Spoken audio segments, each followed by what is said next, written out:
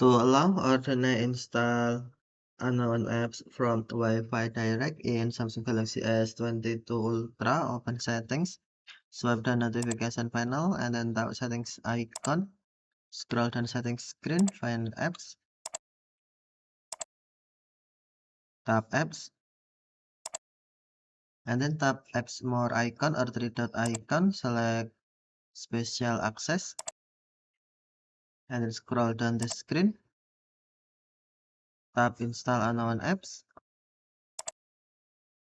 scroll down the screen, find Wi-Fi Direct, and then on Wi-Fi Direct, tap switch until blue to allow Wi-Fi Direct to install unknown apps, or tap switch until gray to deny.